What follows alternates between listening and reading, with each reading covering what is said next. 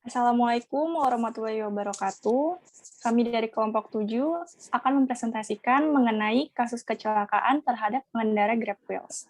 Sebelumnya, kami akan memperkenalkan diri. Perkenalkan, nama saya Sindia Gusti Putri. Nama saya Nata Haryanti.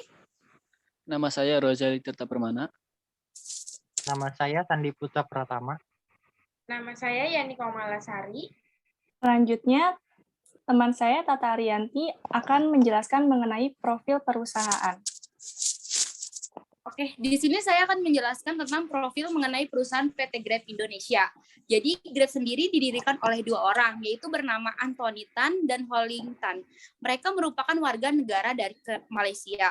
Mereka sendiri melihat adanya dampak negatif dari tidak efisiennya sistem transportasi yang ada pada saat itu. Akhirnya mereka pun memiliki ide untuk membuat aplikasi pemesanan transportasi, yaitu PT Grab Indonesia. PT Grab Indonesia sendiri merupakan perusahaan yang bergerak di bidang jasa transportasi online yang bertujuan untuk menghubungkan antara driver ojek online dengan penumpang.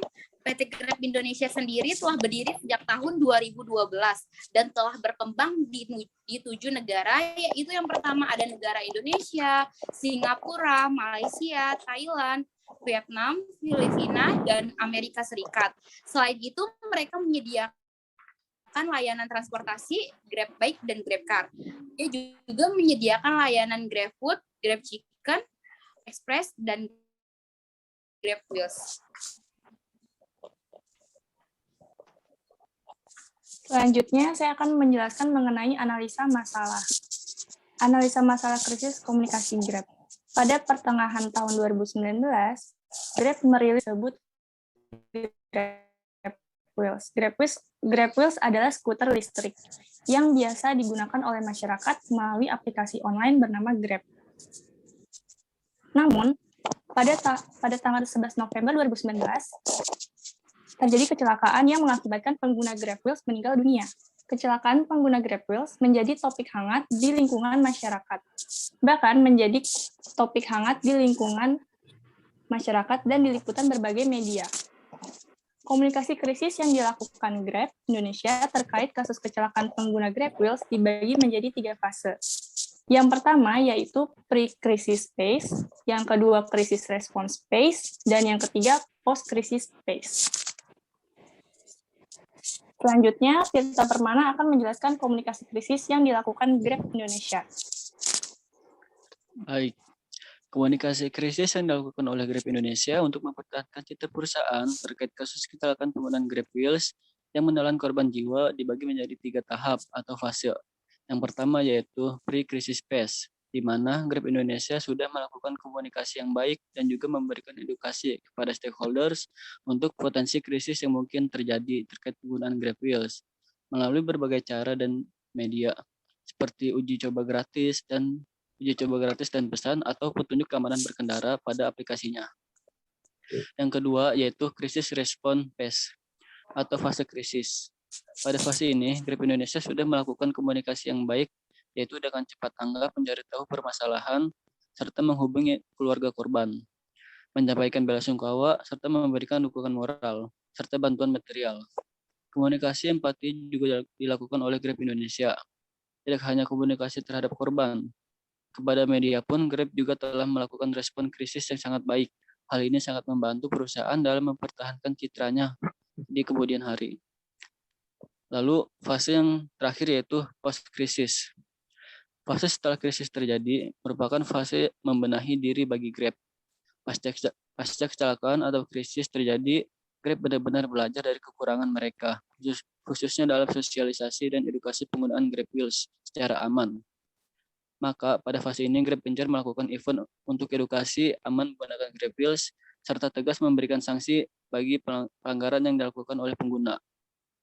Dari semua fase yang sudah dilakukan Grab juga telah melakukan survei bertajuk bukti adanya Grab bertajuk bukti nyata dampak sosial dari Grab Wheels. Hasilnya 9 dari 10 orang masyarakat Jakarta sangat mendukung adanya Grab Wheels sebagai moda transportasi jarak dekat di perkotaan. Hasil survei ini juga menjadi bukti bahwa Grab berhasil melewati atau melakukan komunikasi krisis dengan baik sehingga mampu mempertahankan citranya.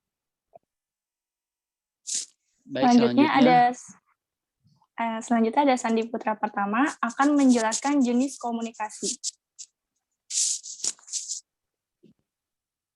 Baik, di sini saya akan menganalisa tentang jenis komunikasi dari PT Grab ini tentang kasus Grab Wheels. Jadi di sini saya akan menganalisa jenis komunikasi yang diterapkan pada kasus kecelakaan Grab Wheels. Menurut saya komunikasinya ini tentang komunikasi top-down communication atau komunikasi dari atas ke bawah. Yang mana komunikasi top-down communication adalah komunikasi yang bersifat transmisi pesan dari informasi dari manajer semua kalangan ke level staf bawahannya, yang bertujuan untuk menyampaikan informasi, mengarahkan, mengkoordinasikan, memotivasi, memimpin, dan mengendalikan berbagai kegiatan yang ada di level bawah atau di lapangan. Hal ini terlihat pada event peluncuran Grab Wheels di BSD Citi tentang pengenalan dan edukasi seputar Grab Wheels yang sebelumnya telah diarahkan dan diberikan instruksi kerja dari manajer, terutama manajer public relation, kepada bawahannya untuk memberikan informasi tentang prosedur menaiki Grab Wheels. Lalu yang kedua, pada pasca terjadinya kecelakaan yang mana pihak Grab memperbaiki layanan yaitu dengan memberikan sanksi kepada pengendara yang melanggar aturan dan juga menghadirkan tim di lapangan untuk melakukan tindakan apabila ada perilaku berkendara yang tidak aman. Hal ini diungkapkan oleh Head of Public Affairs Grab Indonesia Tri Sukma Andreano yang seterusnya dijalankan dan diterapkan oleh bawahannya yaitu tim di lapangan. Dengan demikian, kami simpulkan bahwa pola komunikasi yang dilakukan oleh PT Grab Indonesia adalah jenis komunikasi top-down communication. Terima kasih. Selanjutnya akan diteruskan oleh Yani Komalasari. Ini saya akan menjelaskan solusi dari apa yang telah disampaikan. Pertama, untuk solusinya itu edukasi.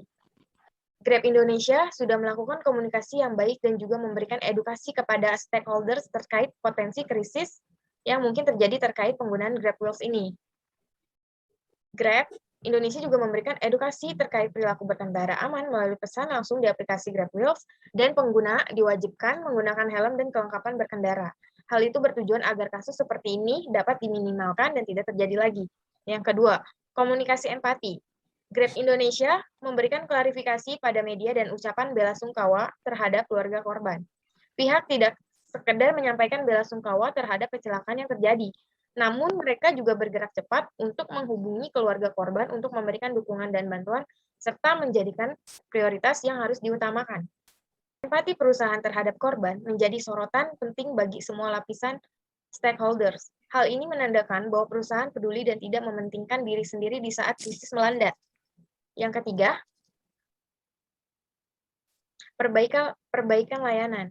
Grab akan memberikan sanksi kepada pengemudi yang masih melanggar yang telah ditentukan termasuk juga undang-undang lalu lintas yang berlaku. Grab melakukan edukasi keselamatan mengendarai Grab Wheels seperti pada event yang bertajuk Safety Roadshow. Grab juga memperkenalkan konsep yakni 3Is, Educate More, Equip More, and Enforce More. Grab akan menyediakan helm pengaman lebih banyak di setiap lokasi parkir.